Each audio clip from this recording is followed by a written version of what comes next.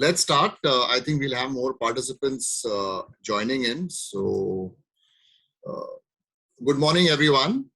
Welcome to this webinar, which is titled Coach Up, Empowering Coaches. This is the second webinar hosted by Nut Sports. And this time we have a co-host in Discovery Sport and Performance Lab. Coach Up, Empowering Coaches is a program which has been developed by Nut Sports and Discovery Sport and Performance Lab, where we offer 4 group sessions focusing on awareness and education that will help the coaches work together with their athletes for the performance enhancement and the mental well-being of athletes. Today's webinar is actually the launch and an orientation to this program and an opportunity for us to chat with some experienced, progressive and open-minded coaches. We will be discussing how coaches and the sports psychologists can complement each other and help in the overall development of an athlete. We will also discuss various tools and programs that Nut Sports has developed for coaches.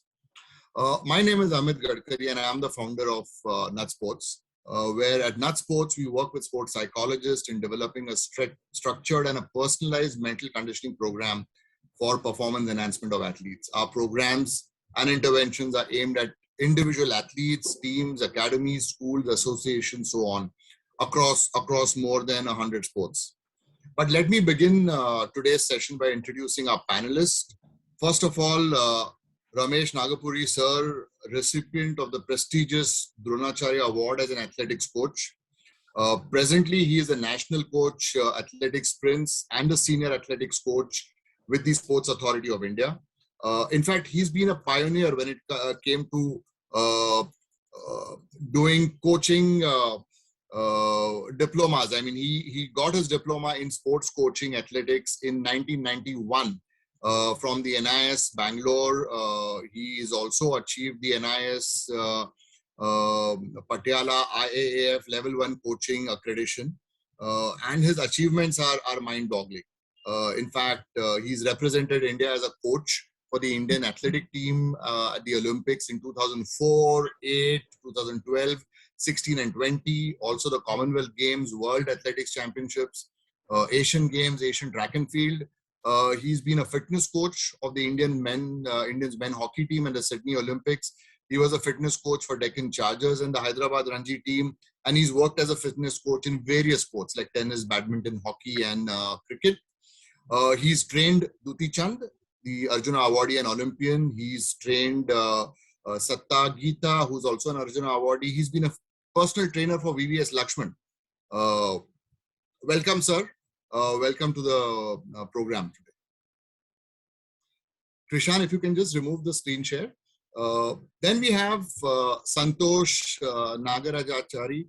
He's from Bangalore, a passionate coach. In his own words, he fell in love with guns at the age of 15 during the NCC arms training. He's a self-taught shooter, became a full-time tax consultant, and then took a U-turn to become a full-time shooting coach. Presently, he's training many national and international athletes at Golden Ace Shooting Academy in Bangalore. I've been to the facility and it's top-notch. He is also at the Parachute Regiment Training Center of the Indian Army. With more than 40 students from his academy have qualified at nationals and 2 World Cup representations, he's striving to create another Olympian in the near future. I'm sure he'll be able to do that. And welcome today, Santosh, to the session. Thank you. Thank you. Then we have Manuel D'Souza. He's a co-founder with Manny B Strength and Conditioning. He's been a part of the strength and conditioning team for U Mumbai in both kabaddi, football, and volleyball.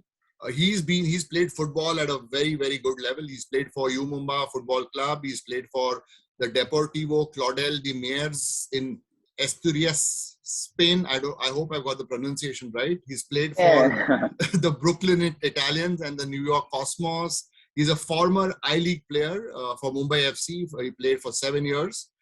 He's represented the India under-17 national football team camp. Welcome, Manuel. Thank you. From coaches, we move to 2 sports psychologists who are with us on the panel. There is Sanika Devekar, who is right now in Scotland. She's a sport and exercise psychologist. She's pursuing her PhD in Scotland at the Glasgow Caledonian University. She has completed her undergraduate degree in psychology from the University of Mumbai. She completed a master's in sports psychology from Brunel in London. She herself has been a national level table tennis player, and she's represented in several tournaments. Through sports psychology, she aims to help athletes build mental training skills to enhance their performance and develop consistency in it. She's been involved in a lot of education and awareness activities concerning helping athletes, coaches, parents understand what is sports psychology. So welcome, Sanika. Thank you. And finally, we have Sahin Gupta. Sahin is the founder of Discovery Sport and Performance Lab.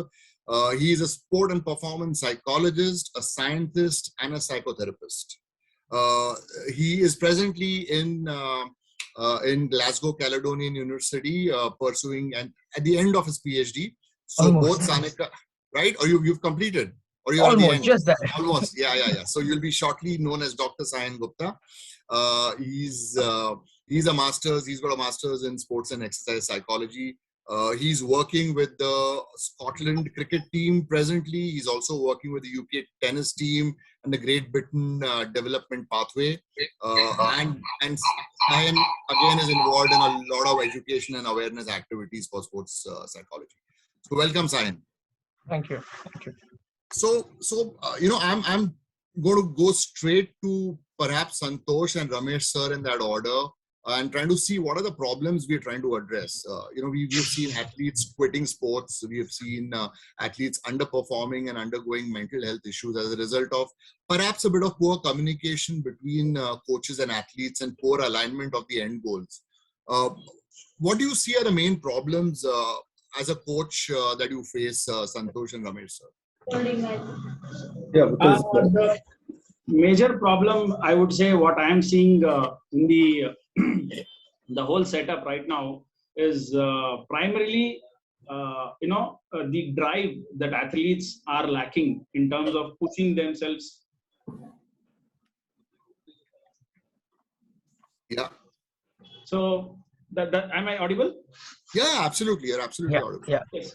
So the primary problem I am seeing is athletes coming to a particular level, right? Let's say they reach the national level and they're doing really well in the local circuits and everything. But when it comes to that pushing beyond certain limit, there are very few people who are doing it. That's where we see the major problem right now is what I am facing particularly. When I'm saying, so I'm speaking for myself right now. Okay. So that is the problem I'm seeing, where the athletes either giving up, or we are seeing athletes not really, putting that kind of effort. Once they've tasted some success, there is some setback in terms of, that drive, that real motivation is somewhere toning down. And what are the main reason, and how do you see this being resolved, Santosh? If you could quickly complete this loop. Yes. So the major reason what I see is the level of motivation they have when they come into the sport, and the kind of dreams they bring into the sport when they step in the sport. They're somehow not true to it by the end of it. And that's where I think the psychologists team can really help in terms of really understanding whether what was the first reason that brought you to the sport for giving up at a later stage. Ramesh sir, your views, what are the problems that you typically face? Because the quitting and continuing, because over a period of 20 years of my experience, because in the initial stages, for me, medal was the ultimate. Yes. But that is the reason, the relation, how we grow, start right from beginning, I want medal from him. So we are sending a message to the athlete that, okay, he's here only for my performance achievement. So in turn, athlete also start tuned, okay, only I am here to perform, he's there to perform. That's all. Once the performance finish, we are finished. We, right from beginning, we have to send a message that I am here to take care of your future. So better human being. So the athlete, right, he go beyond winning, right? He's my mentor. He's there for me to take me where I can reach in my life, not in the sport. So sport is like a profession. That is the reason you might be listening so many breakups. because Yes. we are only teaching. Was you win, you are here. So he will also see, okay, you are making me win, you are here. Otherwise, I will go. So that's the reason the things are happening. So if we move right from beginning, no, I am here to take care of your future. I want to make you a better human being. So the winning is a bonus. Then other way, because so many it's a quitting is a different sport to sport. Because when I was giving fitness in tennis, so some of the games, what happened, the parents, if Sania Mirza is winning tennis, they want their child to be in tennis. If Saina Nehwal winning badminton, they want their child to be in badminton. If VS Lakshman is scoring 283, they want their child to be in cricket, but without seeing their talent. Because interest is different, talent is different. So many people, they say, okay, if you have interest, you go. No, because talent. Because if you have a talent, if you, even you don't have interest, if you keep on winning, interest will come automatically. I have an interest, but I don't have a talent. If I keep on losing, where is the interest? So these are the very important. And another thing is that the Santosh was telling that after reaching some time, drive, everything. See, it depends upon there are the state level caliber, national level caliber, international, and even champions and legends, right? So according to my experience, because the minute point, because you see, the boy is good in physics, he may be good in the maths, he may be good in the chemistry, because these three subjects are very interrelated, right? But in three, there is one subject where you can score 100 out of 100. In another subject, maybe 98, 99. So we miscalculate by seeing 98 is good in chemistry. So Olympics is 100 to 100. So he will be struggling 98. So we have to have a patience to see out of these three subjects where 100 out of 100 can come. That is what Olympics. So there is no chance of quitting. Right. And second thing, as he goes up, there's a lot of, as a psychologist or family, there's a lot of values should be put in, right? True. After some, because my example, Duti Chen, when she has come to me, my motivation for her was if you do good performance, you'll get a job, you'll settle in the life. That was my starting, and that was a trigger point for her. But now, if I use the same word, she will tell, boss, I got a job, I got a money, why should I do? Now my way of motivating is, boss, आपको sports के वजह से बहुत मिल गया, अब देश के लिए कुछ करो, game के लिए कुछ करो. That triggers her. Exactly. So many things, situation. True. And the sport to sport and game to game challenges are different. So we too have to grow along with the situation, along with the scenario. I hope how we motivate even our coaches ourselves, because we should not misspell, because most of the time, because one of the Japan documentary wanted to do on Duti Chen. So he has come to India. Duti told, okay, my coach is in Hyderabad, go and talk to him. So he does a lot of those documentaries like fighting slaves and these unique cases. So he asked me after end of the day, because what made you to stick on to athlete when they are in worse condition, or if everybody left, and how you stay there? Sure. Then I said, see, it's not me, because I'm so lucky, fortunate that God has given me this role to play in their movie. It is their destiny. If I'm not, somebody might have played this role. So if this is the way, if you console ourselves, because always we coaches say, even I used to say, because of me, the champion became. So champion also will say, because of me, this coach. No, let us. He's a very talented, he's a very hard worker. That's the reason he became a champion. The same way athlete will say, it's my coach. So yes, that's how we should keep going. I think relation won't strain and fitting. And most important that the child or athlete should see, because he's here to guide me in my life. Life coach, not sport coach. Sports coach. This is exactly what my experience is. Thank you, Ramesh sir. And I'll come to you, Manuel, in a bit, but I want to get the views of the two sports psychologists here, Sayan and Sanika, to what Ramesh sir and Santosh have mentioned, the expectations. One is managing the athlete's expectations, and secondly, to maintain the motivation. Let's just talk about this, the role that a sports psychologist plays. Yeah, I absolutely, Ramesh sir, Santosh sir, amazing points, and you've seen this and I have seen this as well, and this is something which puzzled me as well, because we have seen the sudden change in the middle. And one of the things that I have noticed in some of the stuff I've done to see this is the culture itself, not just in sport, the sport is changing, sport is becoming professionalized, which is brilliant, but the larger cultures of how young people are exposed, from the ages of 10, 11, 12, and so on, are changing. Now, the coaches will know better than anyone here, is that sport takes time. To learn a skill takes time, to perfect it takes more time, and then to do it under pressure, it takes even more time. So that time which is required in sport is no longer required in other things in life.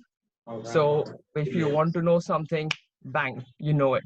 But if you want to learn something, do something is a big thing. So when it gets tricky, to perform a skill and to do a skill under pressure, okay, this is not happening in the timeline that I want it to happen. And that's a very common narrative I hear among the ages of 14, 16, 17. Even players who are really talented. But that's where that, come out happens. And that's where I guess Sanika and I come in a lot as well. So one example was during the recent World Cup, we had a very, very talented player, batsman. Under 19 World Cup you're talking about, right? Under 19 World Cup, absolutely. Yeah, we had a very talented batsman. And he was not used to a very, one of those rough, crumbling wickets which you really have to work hard for. And he was playing well. And then it got really hard. The pitch crumbled, and he just started closing his eyes and just trying to hit everything. And when we debriefed him, he was like, "Yeah, I just wanted to get there quickly." I was like, "Why? It's a 50-over game." And that's like a example of such a common thing in that place. Tanik, I'd love to hear your thoughts. I'm sure everyone would. I think I agree with Santosh sir, Ramesh sir, and you, Sahin, because having been an athlete myself, I credit all of my TT success to my coach, because she's the one who sort of shaped me into the athlete that I am, and it still plays a huge part of role in the personality that I have today as a sports psych. And I agree with Santosh sir, especially to do with the motivation, because sporting success can take time. An entire Olympic cycle is 4 years for an athlete. To endure the 4 years, to do the training as hard as it can get every day, requires a lot of motivation. And I don't think the responsibility solely lies on the coach's shoulder. That is exactly where sports psychs come in. And like Amit introduced, the whole coach up program is to sort of empower coaches in doing their job, what they do, better every day, to sort of help athletes stay motivated, enjoy the sport, because that is why they start playing sport, because they have fun, they like participating in sport. And I think that having been an athlete myself, I value the contribution of the coaches the most to the sporting success of an athlete. I feel like they are the point of contacts. And if we are able to enhance the relationship between the coach and the athlete by using sports psychology principles and by giving them the adequate amount of sports psychology support, I feel like we'll have many more champions, and consistently, not just having like a one Duty Chand and one Hima Das. We'll have many, many more athletes consistently sort of coming from our country. And I feel like, when Amit said about Santosh trying to develop Olympians, I feel that is exactly where a comprehensive and a holistic development program comes into play, and sports psychology becomes an integral part of that athlete development. And Sanika, Santosh is one of those progressive coaches who understands the role that a sports psychologist plays. So, he knows where his role ends in terms of developing the skill and the technique and the life skills, and where the role of the sports psychologist comes in. So, we are very fortunate that we have people like Ramesh sir, Santosh sir, and, Manuel, who are open-minded, who understand what their limitations are also, and where they can use a sports psychologist to complement themselves. Because at the end of the day, what is the objective? हमको जीतना है, और हमको athlete को अच्छे mental frame में रखना है. That is the ultimate goal. Manuel, I'll come to you, because I know you've had a difficult task with U Mumbai. You've had to manage a team which was in a bio bubble for what, 2 months, 3 months in an enclosed hotel? Altogether 5 months. 2 months in 5 months in a wow. So that, and it's not easy. It's not easy. So how did you see your role? I mean, you are not just a strength and conditioning coach. Then you would have had to play multiple roles, right? Exactly. I mean, the CEO asked us to go and talk to players, because, I mean, you can have a very, very talented player, but again, everyone has a rough patch, and you can see it on on the ground. Like you can really see it on the mat. And sometimes you got to take them separately. You got to talk to them separately. You can't just talk in front of everyone. Because then other players think, oh, this is unfair. You're just talking to someone. And that's a very, very important role where even coaches can't do it. Even we can't do it. But then we were asked to do it. Like you've seen players who are really great, but just mental fatigue of the bubble and not meeting people, not seeing, not talking to not meeting their loved ones. It just started to crumble, and I did see it. We did lose a track of a lot in the last 1 month where they just wanted to go home. They're like, win or lose, we want to go home. And I was like, no, it's not like that. You play for your contracts. You play for next year. Think about the bigger picture. And then we started explaining to them why Kabaddi players just have like a 4 year span. That's it. They don't have it like a normal footballer or any other cricketer, like good 10 years, 12 years. And most of these players come from Haryana, and for them it's what, just khel liya 2 saal, I'll get a job, that's it, done. I was like, think big, dream big. If you don't dream big, you won't get it. I mean, I was like, why 4 years? Think about being the best in the world. Don't think about just being best in your state. And as Sir said, like the drive. I mean, to a certain level, they win a little bit. They're happy with 30, 40 lakhs. Fine, I'll just go. I'll buy a farmland, do farming. I'm like, no. If this year you signed for 40 lakhs, next year it should be 80. Then 1.5 crore. Think like that. But they don't, and that's where a sports psychologist like comes into play. Like how to motivate them, how to keep them in the loop, and tell them like it's not only about this year. It's about the years after this. It's think long term and think of being the best. And another thing is, sometimes the system might not go with you hand in hand, and that can really play a really big part in the player's mind. Like to give up and like that's it, I'm done with it, and that's it. I don't want to play anymore. Which has happened to many footballers that I've seen, at least in my last 10 years of my life, and which is really sad. But again, that's very, very important where Sanika and Sain come into play. So yeah. In fact, a coach plays multiple roles. I mean, first of all, he's the basic skills and technical coach. He's also a mentor. He's a guide. He or she is a guide, friend, philosopher, manager, financial advisor, confidant, a quasi-parent. It's difficult to manage these multiple roles. How can a sports psychologist help a coach in this? Santosh, Ramesh sir, आपको अगर लेने बात कुछ इसके बारे में बोलना है तो? Yeah, because I want because I in present scenario, the coach is a center of team, right? It was not like before, just coach and athlete. Now, because professionalism has come into the sport, you need manager, you need a psychologist, right? You need a trainer, right? Even you need a lawyer, right? So now present scenario, the champion is center of the team, because coach cannot take all the roles. Because like a movie, he's a director. Coach is like a director. You need a choreographer, you need a stunt master, right? You need a song writer, right? So many. Same is like, but they should gel very well with the coach. Because how the director became a success, because he choose his own choice of team. Because everybody should work in the lines of director thinking.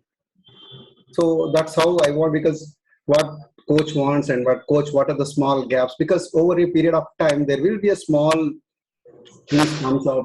So there the psychologists play a big role, because I always believe up to national level your physical qualities will help you to become international, or to continue at international level. It is only psychology. One has to reform psychologically. Same training will be there, right? Same physical exercise. You cannot change many things, but only the change comes is the psychology, right? Because see, for everything, I believe always limitations. See, for example, half squat, right?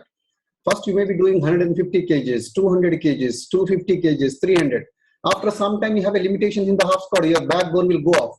But where is the psychology? There is no limitations, right? As much you can dig, that much. Then how you reform yourself? When your junior is different thinking and talking, behaving, many things. Then you're different level, then different level. That is the reason the great and legends are entirely different. Legends, they reform mentally. Success, I always believe, I say success may come in shortcut, but image will take its own time. So one has to work for that. So one has to reform mentally, whether it's a coach or athlete. There, psychologists play a big role, right, in a positive way, in a lean patches, because it is a sport uncertainty, right? Because today you may be a champion, tomorrow no. And today what my training clicked yesterday, it may not click today. So it's like a film only, because one movie clicks, another movie. But I always believe the chemistry between the coach and athlete as a director and hero and the team, right? One project will, okay, no problem. Find out the shortcomings and then correct it and keep going. So that's what my feeling. I always compare with like a film and coaching, because it's a team. If the athlete is winning, the credit comes to everyone. Thank you, Ramesh sir. Santosh. Yes. So, as you know, as for coaches today, what the scenario that I am seeing, partially what I am facing also is that the role of coach has enhanced much more than what it used to be earlier. Earlier, in my younger age, whenever I would look up to a coach, I would be talking in terms of the sport itself. The sport would become the primary focus. Rather, these days, because of the excessive information, probably the athletes are getting from every corner. Go to YouTube and you will find hundreds of advices relating to one technique, right? So, because of this, the coach's responsibility has enhanced to an extent of also understanding the athlete's mindset and where are these questions coming from. Plus, on top of that, what are the things that is affecting this particular athlete, whether it's emotional attachment at some point of time, either to the scores involved or the results involved in the sport, or emotional problems outside which they are not able to handle it really well. So because even now, if you look at by and large, even the most professional sports persons are engaged in some or the other activity other than the very real youngsters who are in schools and colleges. So these people have their officers, these people have their other responsibilities in families to handle. So the impact of that also has to be assessed by coach these days. So that is what when I spoke to other coaches also, they also are facing a similar issue in terms of handling the students, not only from the perspective of technique and sport, but also in terms of mentoring them how to handle yourself better. Yes. So that extra load on the coach is somewhere also burdening us in terms of training technically the shooter.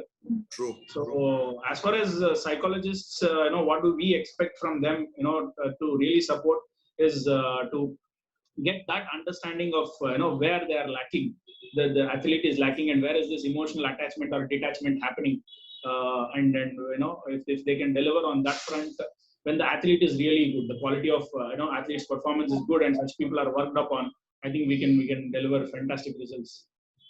Thanks, Santosh. In fact, people like you, Ramesh sir, Manuel, you're very open-minded and progressive, and you're happy to work with a team of specialists who help in various areas, because you understand what the end goal is, not just in performance enhancement, but also in making the athlete a better individual. Because if you make the athlete a better individual, rest of the things fall in place. It makes your life easy. It makes everyone's life easy. But it's not an easy task. It's not an easy task. We all know everyone, all athletes come with a different background. They come with different issues. They have so many personal issues to cope with, and yet focus on the sport that they love. In fact, what we have seen, and I'm sure Sayan and Sanika would have experienced this, a lot of coaches, when a sports psychologist is involved, they have a bit of insecurity. That अरे ये अभी मेरा control ये लड़के के ऊपर से गया, अभी मैं मेरे एथलीट को कंट्रोल नहीं कर सकूंगा, अभी स्पोर्ट्स साइकोलॉजिस्ट सब करेगा. But you are one of the few guys who understand how the sports psychologist can complement your work. Science, Sanika, I mean, isn't this a typical problem that you would have faced when you work with coaches who have never worked with a sports psychologist as a part of the team? That insecurity. Yeah, absolutely. And the thing is, now what I do is, before we even start working or something, I'll be like, okay, let's make a meeting with the coach, get out of the sporting environment, go for a coffee or like a meal or something, and just discuss their approach to sport and my approach to sport as well. And, just find out how we will work together, because Ramesh sir and Santosh sir mentioned about how, especially Ramesh sir told that beautiful movie director analogy. I use a different one. I use the one which is like a ship, So you have the captain, then you have officers for each of them, and all of them need to work together because you are sailing together in the sea, and the sea is not going to help you. And it's that, and all of you need to know the direction you're heading. Otherwise, someone's going to be doing this, someone's going to be doing that, and if the coaching team and then the technical team, then the sports psych team, usually typically it's one, maximum two, then the strength conditioning team and the recovery medicine team, when you work together and when you set those foundation, it just clicks because everyone's life is easier because it's like different departments and everyone knows what each other is doing. And once the trust builds, the players trust that process as well. And if you look at, well, we're talking about the Champions League final, right? If you look at Liverpool, Jurgen Klopp has does that brilliantly throughout the whole process as well. If you look at some of the most successful teams in our country, same thing in that place. But when it comes to resistance, one thing that I always say is that I can't be a coach. I am not a coach, right? Even if I love the sport, know the sport, have played the sport, I am not a coach. And when athletes come to me saying, okay, my cover drive was happening this, I'm like, talk to your coach, right? I am not a cover drive expert. I can tell you when it's looking nice or not looking nice, but that's my end of it. That's not my department. I can help you with everything else, but the other part go there. So I think that clear communication between the coach and the psychologist from the get-go, because I think Yes. that people, and through no fault of their own, this is an emerging field, like strength and conditioning was 20 years ago, right? About what it really is. So when the coach and I have that conversation, it just clarifies things. And when that happens, it's just smooth, True. much smoother from there. Absolutely. Tanaka, what do you think? I think I by and large agree with you. In my approach, even at Discovery, we really encourage that giving the coaches the benefit of doubt about the insecurity that they might have about sports psychology, because it's not a well-known field in India, and we're still really making strides to have a formidable seat at the table in the whole coaching support system. I think even in my approach, I agree with Sahin talking to the coaches about the sport, because a lot of times what happens is, yes, they might feel we are here for their jobs and now we're just going to take the athlete away from them and stuff like that. But I think in our communication, it's extremely important to let them know that we know the sport, we know the intelligence that is required in terms of understanding the sport, and we have a role limitation, a role boundary, and we are not going to be overstepping that. Like Science said, even though we may know, we may look or we may know that we know how a cover drive looks or how a badminton movement is specifically done, or for me how table tennis works, it's still not my role to play. It's still not my role. It's not still my job. My job is Yeah. just to be there as the mental trainer, as the sports psychologist, and that's what I am there to do. And I Yeah. agree with the fact communicating with the coaches is much more important, and telling them, actually just helping them understand what sports psychology is and what sports psychology is not. Is I not. think just having those initial conversations True. can also True. always help in breaking that barrier between, and them True. not being intimidated by us and we gelling in together and having a smoother communication.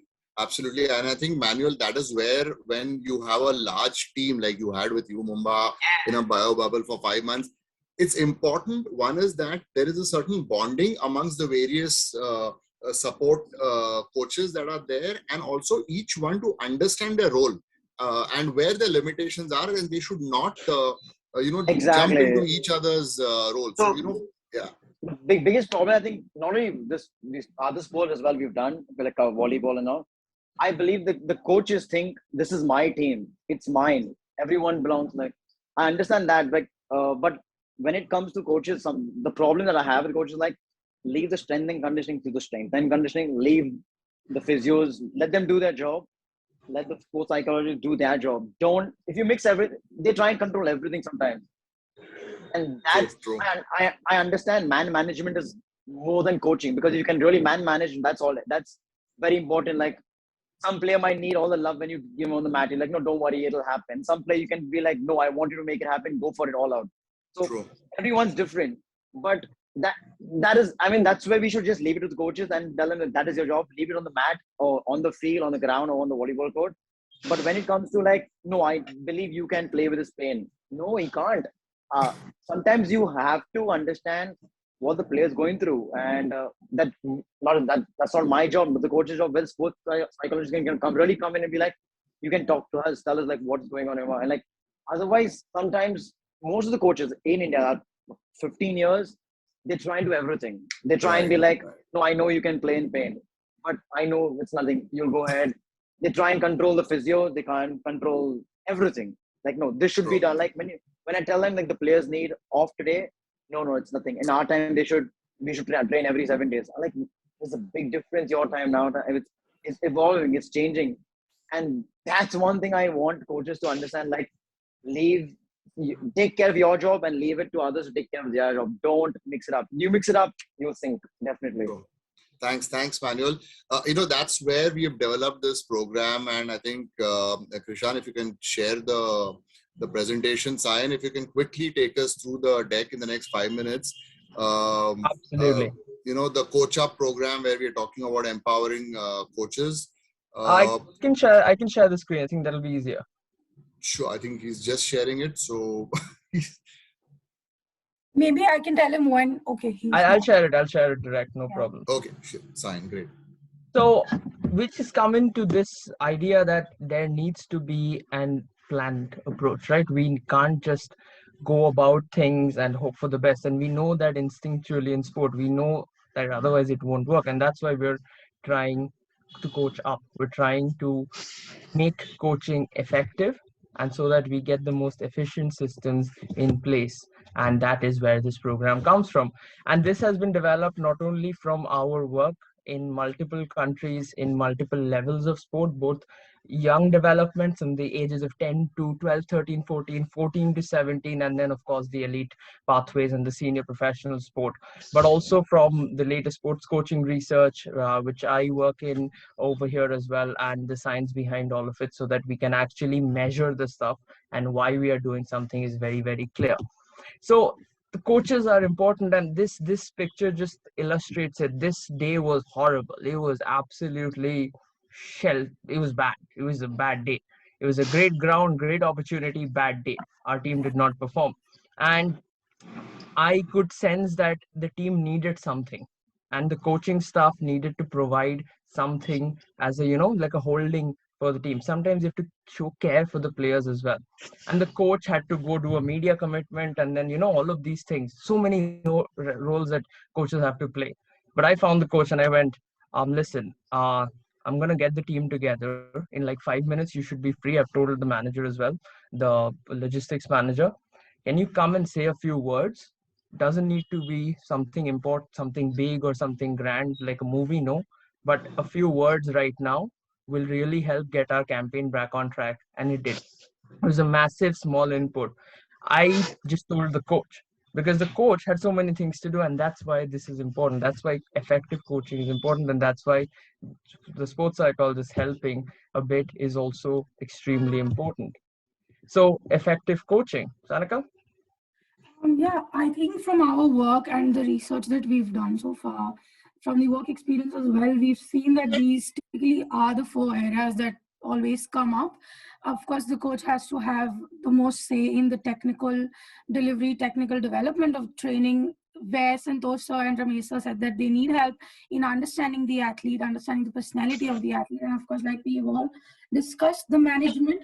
And for coaching to be effective, the coach knows what the athlete needs, says the way in what the athlete needs, and then to also not just have development, but also performance that everybody's sort of targeting towards. And this sort of gets us a little bit more to how coaching can be effective, because we want to be able to give athletes a holistic experience. We want the coaching to be age specific, to be able to get as much as performance as possible, and making the whole sporting experience a healthy experience. Fine, can you probably go to the next slide? Yeah, thank you. For us, what effective coaching looks like is we're looking at long-term success. We're looking at not just performance, but athlete development. We're looking at consistency, like I said earlier, stability. We're looking at team cohesion. Even when it's an individual sport, it's still a team effort, and we're trying to target high performance. Inefficient coaching can look like you may have a talented athlete, like Ramesh said, but if you're not coaching them effectively, you're not tapping the full potential that the athlete gets into the stadium, into the training environment. There's early dropout, which is also a significant problem in our country, and there's low resilience. So if the coaching is not effective, it's not efficient, we can have these negative outcomes. And that is where the coach up program comes in. The official details will be out soon, but we've sort of developed the program in a way where we want to help coaches in communicating better, in offering feedback better. That's one of the things that we're going to consider. The second thing we're going to consider is understanding the personality. And I think it echoes with what Santosa said earlier about helping the coaches and understanding themselves, as well as what the athlete needs, what the personality needs are from an athlete's point of view, and then sort of making it work like a well-oiled cycle wheel. Absolutely. And the thing is, the personality changes, right? When an athlete goes out for a national tournament and comes back, you see certain differences. When they then go out of the country and come back, you see more differences. When they maybe are going to college, or maybe went to high school and doing that, oh, you see differences. But the coaches need to know how to keep up with it. The coaches need to know how to make up with it. And also about different performance conditions. Not all tournaments are equal, right? Not all warm-up matches are equal. Not all things are equal.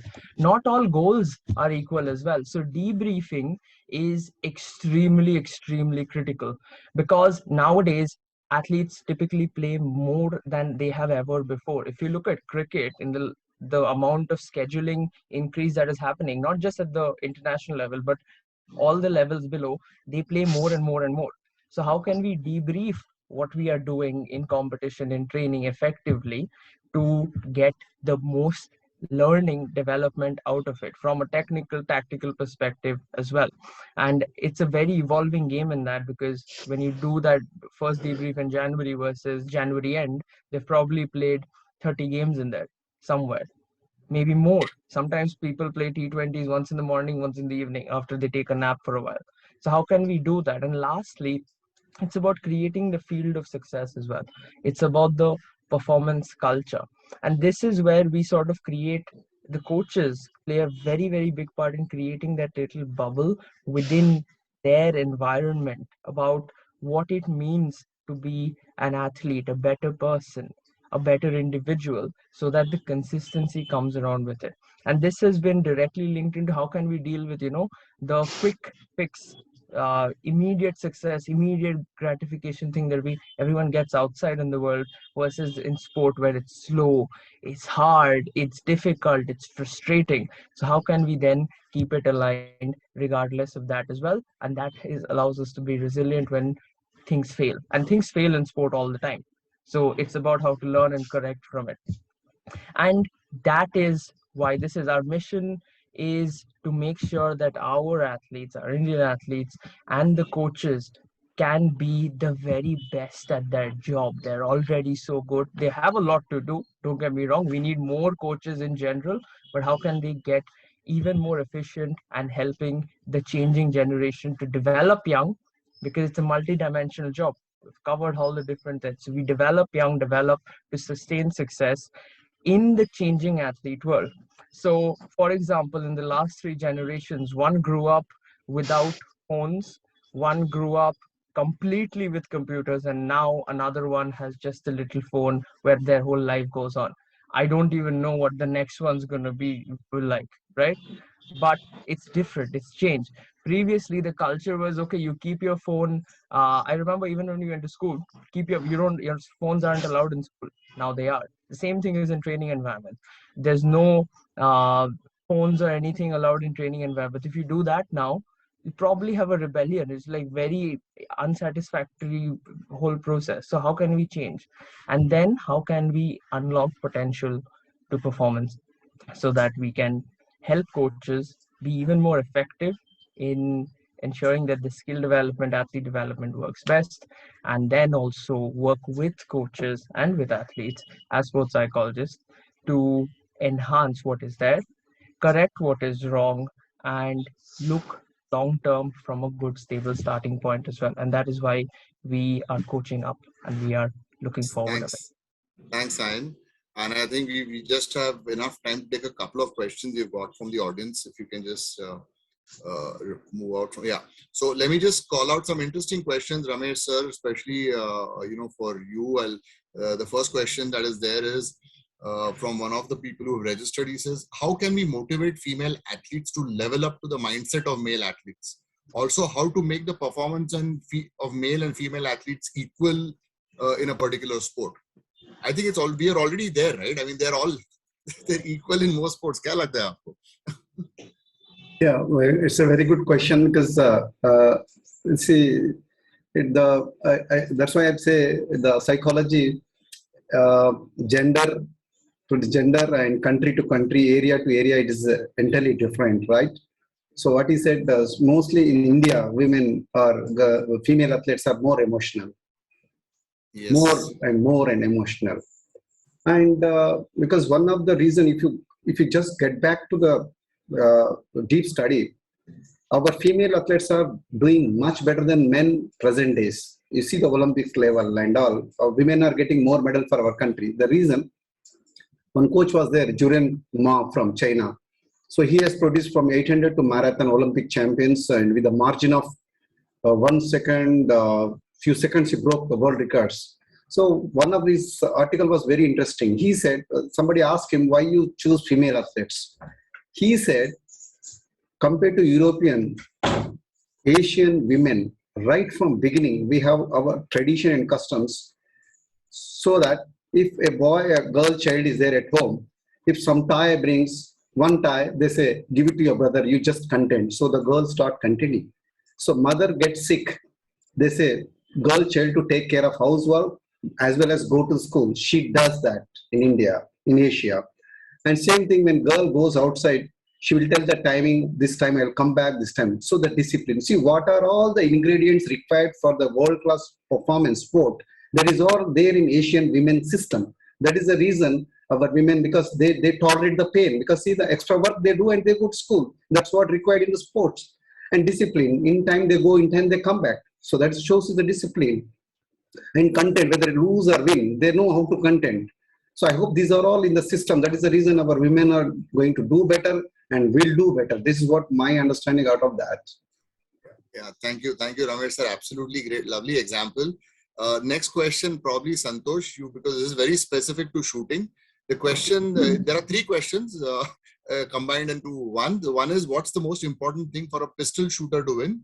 Ways to become a very good, perfect pistol shooter. And last is, how much does psychology help in pistol shooting? Okay, so I'll answer the last question first. How much does psychology help in pistol shooting? Pistol shooting without psychology training is not going to yield world class results, definitely, because the very nature of pistol shooting is such that it requires a little carefree attitude when it comes to your making the shot, and okay, but at the same time the discipline of being there at that moment, right, and taking the shot is an absolute utmost importance. So it's a very tricky sport when it comes to pistol shooting. So what would you need to become the best in the world in pistol shooting? I would definitely say discipline and making a process, sticking to the process. You just stick to the process, you know that the results will come, and I have umpteen number of examples in this front. How these people have developed over the number of years, because something, a muscle memory has to develop at some point of time, right? And the day when you're not going to have that, so what would you do? You can't have a different process to create a single muscle memory. And this sport, unlike it's not a dynamic sport. Football, the kabaddi, it's such a dynamic situation, right? You see multiple opponents chasing you. You're trying to get a point. Sometimes you're thinking, I need to let go this point to gain an advantage. There's so many things that you need to think there. Whereas in pistol shooting, none of that matters. You are standing there, and there's absolutely no one else, right? So it is a very tricky situation. So what helps is sticking to a process and absolute discipline. Nothing more than that. Yes. Thanks so much, Santosh. This probably the next question. I'll leave it to Sayan or Sanika to answer. It says, how can we improve the performance without a parent support? Well, I'll start with that. That is extremely tricky because the child will spend about 40% of their time with their parents, the remaining 40 with school, and the rest is divided with everything else. Right? Typically, that's what happens. So when you have a very difficult and unsupporting, family environment, it's just like you go one step back and then you're getting pulled in that sense again. And if this happens in the ages of 12 to 14, then athletes just drop out. And we see this a lot with female athletes. I have seen it in 4 countries consistently at that age, and I'm sure the coaches have seen it as well. So without that parental support, development doesn't happen because they won't be in the sport in those critical years when their muscle memory, when their skills are being stable enough. And when it comes to the high performance pathway as well, without parental support, it becomes tricky because in the initial areas to transition into high performance, you will have failures, and also you need other forms of support. You need social support, emotional support, and more of the logistics based support as well. If a parent is like, no, I won't take you to the stadium which is 50 kilometers away, the child can go, sure, but it becomes more difficult. It becomes a lot more tricky and difficult as well. And even something as simple as, I'll drop you to the railway station, but I can't go with you because I have to go to work. That's a big difference. But if they say, I don't care about your sport, nothing will happen of it, then it's a big change in that as well. So development doesn't happen if there's no parental support. And when the athlete transitions into elite, which is about the ages of 17, 18, as you know, they're kids. They're trying to figure out who they are, True, what true. they want to do, how they want to do it. So it becomes extremely difficult. And I think that's where the role of a coach becomes a lot more important when there is no parental support, because the coach also plays the role of a Parent, parent, right? Ramesh sir, parent. I'm sure you've got so many athletes who have come from tribal areas, other places. उनको तो कोई support नहीं है उधर. Parents don't even know कि क्या करने वाला है मेरा बच्चा. So the coach's role becomes so much important then. Yeah, but because others, Gopichan was telling, too much involvement of parents also results in a negative, because he was telling, when I was playing 16, under 16, under 18 nationals, my parent never knew that where I am going, what I am winning.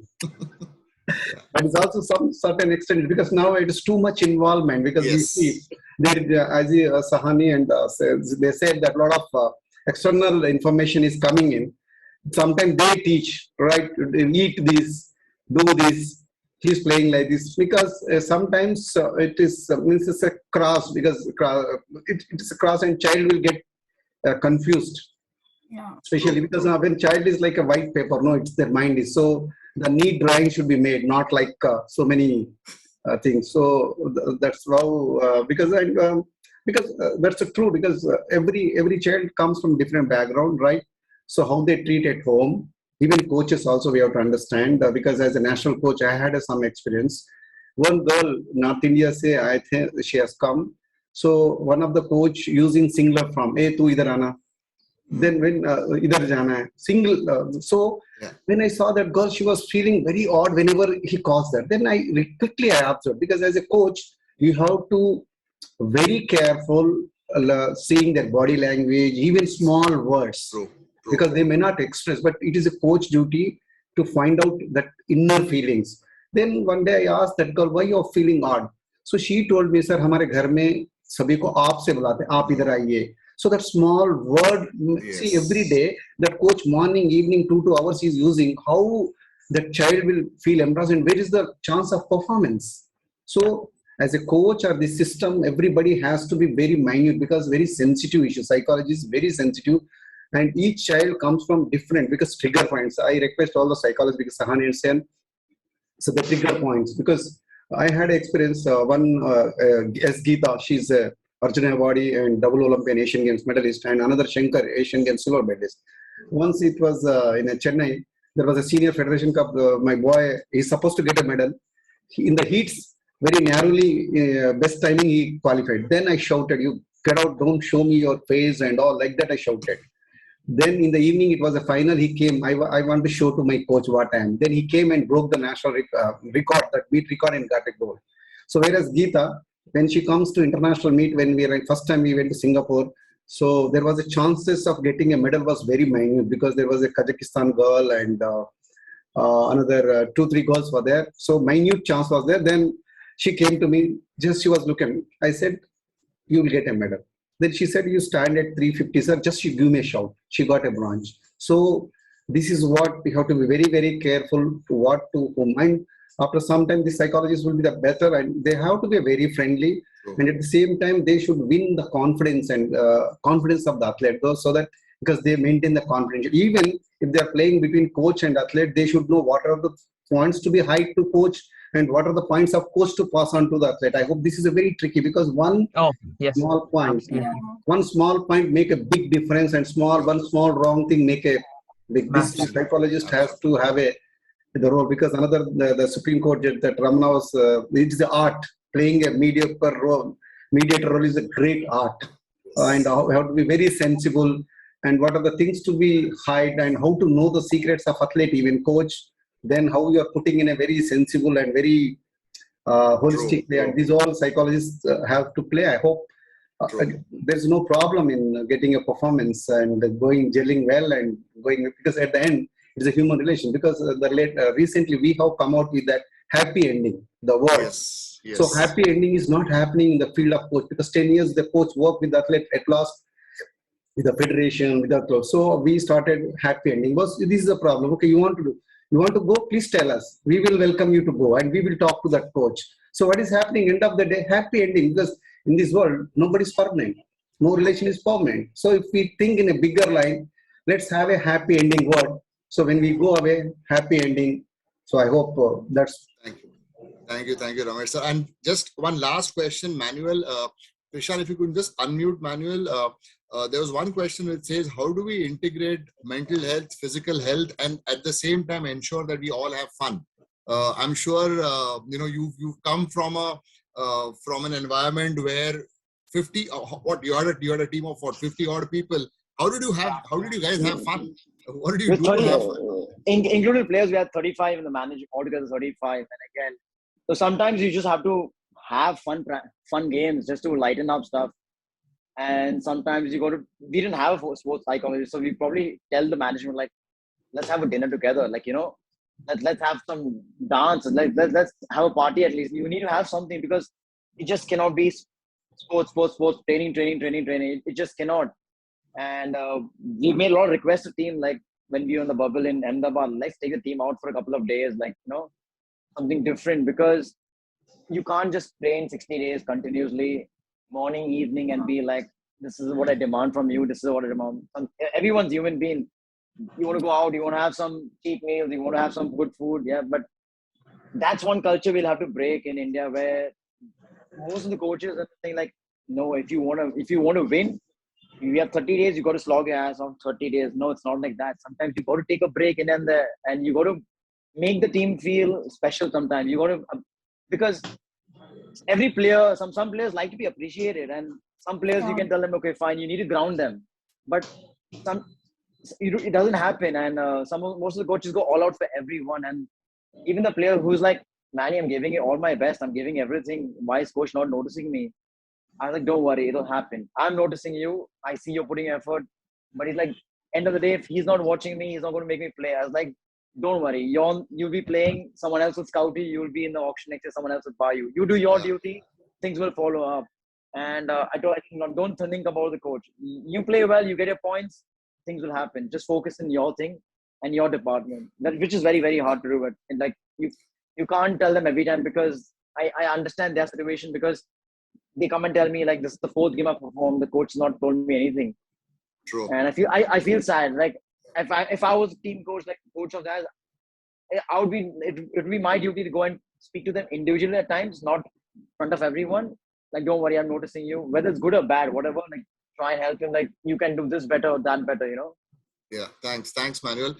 Sanika, you probably will end with you. There's one last question I think we can just squeeze in. Murli Prasanna has asked this question: can spirituality help an athlete to have a very positive emotion under any circumstances?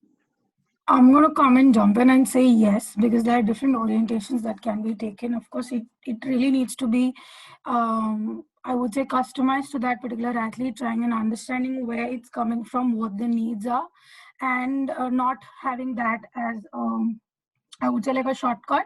There are some athletes who I work who really, really believe in spirituality, who are very, very religion focused as well, and I have to consider that in my work. I can't just alienate them from their belief system, and I have to work around. So I'm just going to jump in and say yes, it can help. Absolutely, and I think that's what Nat Sports tries to bring in for each athlete. Whenever we work with our sports psychologists, it's a personalized, individualized session, because each athlete has their unique needs. Just as Ramesh sir and Santosh mentioned that, and Manuel also mentioned that everyone, we need to understand the triggers that each athlete is sending, because the trigger of, say, a Dudhi Chand is different from the trigger of VVS Lakshman, right? So we need to understand that and be sensitive to that and ensure that we are able to maximize their potential. So, so with this, we can go on and on. There are so many questions, but it's a Sunday morning for most people. It's afternoon now, and it's a day to look forward to. IPL finals plus French Open, Asia Cup. There's so much happening in sports. Thank you very much, Ramesh sir, for your time. Santosh, Manuel. I know you hardly got any sleep with Real Madrid winning last night. Sayan, Sanika, thank you so much. Look forward to more such webinars with Nat Sports under Nat Talks. And there's so much all of us can do together. A coach, a strength and conditioning coach, sports psychologist, the entire ecosystem.